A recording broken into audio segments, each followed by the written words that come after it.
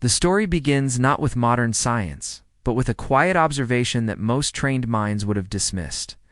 In the early 19th century, as imperial forces pushed deeper into unfamiliar climates, they encountered an enemy they could neither fight nor see.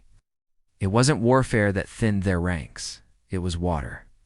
Rivers that looked harmless carried microscopic death. Entire units weakened not from battle wounds but from what they drank. And yet, right beside them, local communities continued their daily routines, drawing from the same sources without suffering the same fate. That contradiction alone should have triggered a revolution in thinking. Instead, it was noted, recorded, and then quietly shelved. What those early observers witnessed was not superstition or coincidence. It was a system, refined through generations, of turning contaminated water into something survivable, using nothing more than the seeds of a tree most outsiders ignored. Today, that same solution still exists, still grows freely, and still remains largely absent from mainstream survival knowledge. Understanding it is not just about history. It's about reclaiming a skill that becomes critical the moment infrastructure fails. How ancient societies solved a problem we still struggle with today. Long before chemical treatment plants and industrial filtration systems, civilizations had no choice but to work with what they had. Water was rarely pristine. Seasonal floods turned rivers into thick suspensions of silt and organic waste. Stagnant pools bred disease. Survival depended not on avoiding contamination, that was impossible, but on learning how to manage it. In parts of Africa and South Asia, communities developed a consistent approach. When water became visibly dirty, they introduced crushed plant material into it, stirred with intention, and allowed time to do the rest. The result wasn't just visually cleaner water, it was safer. This wasn't guesswork. It was repeatable, reliable, and embedded into daily life. What makes this remarkable is that these practices aligned almost perfectly with what modern chemistry would later define as coagulation and flocculation. The people using these methods didn't need microscopes to understand the outcome. They judged by survival, by health, by whether their families continued living through seasons that killed outsiders. Why dirty water refuses to settle on its own.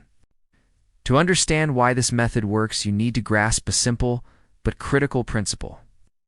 When water looks cloudy, it isn't just because it contains particles, it's because those particles are suspended in a stable state. Each tiny piece of dirt, clay, or organic matter carries a negative electrical charge.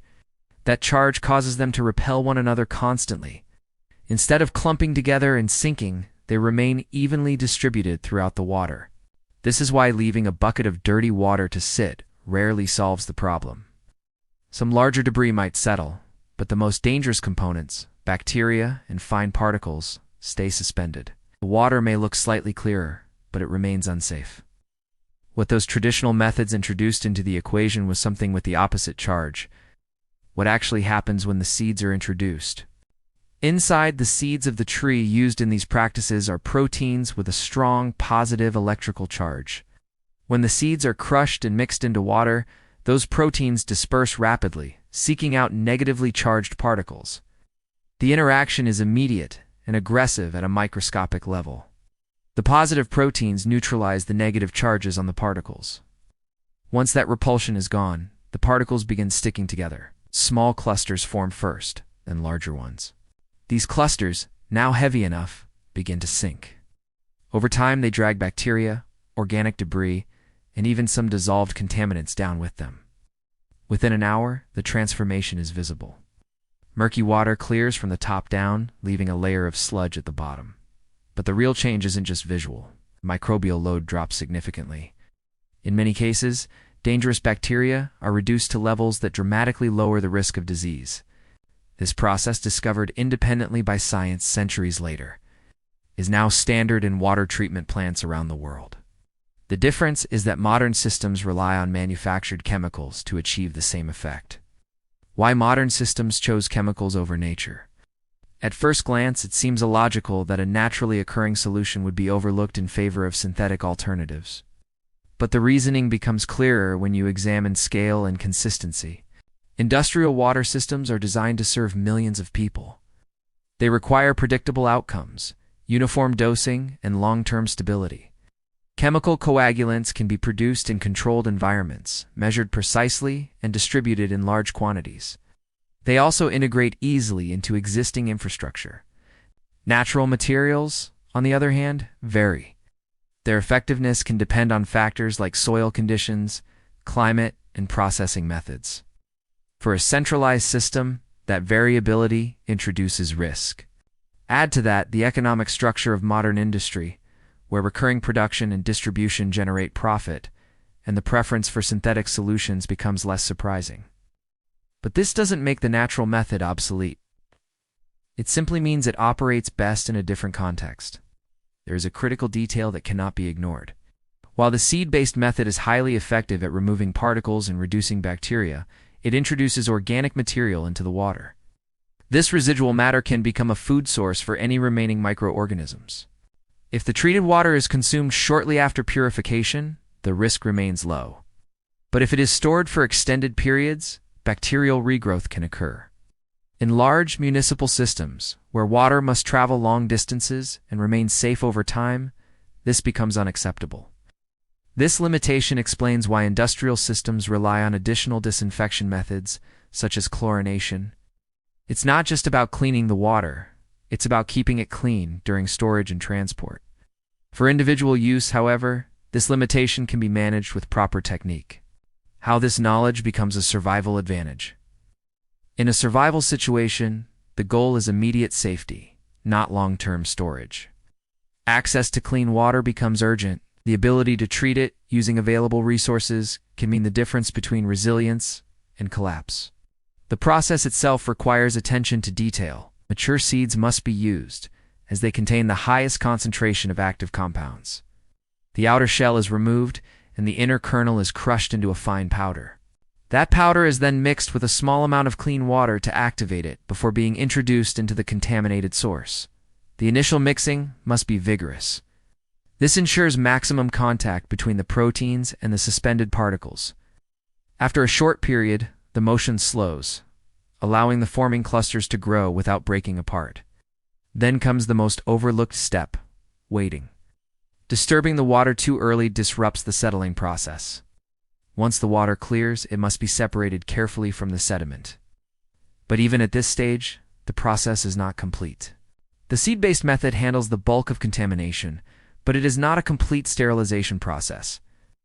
To eliminate the remaining microorganisms and prevent regrowth, a final step is essential. Boiling is the most reliable method. Bringing water to a rolling boil for at least 1 minute destroys pathogens that survived the initial treatment.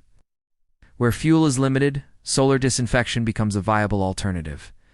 Exposing water in clear containers to direct sunlight for several hours allows ultraviolet radiation to damage microbial DNA, rendering them harmless.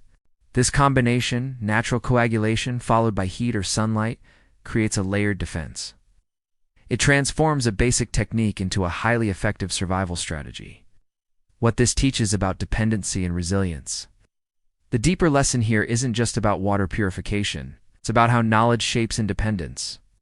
Modern systems have made life more convenient, but they have also created reliance on complex supply chains. When those systems fail, the gap between comfort and vulnerability becomes obvious.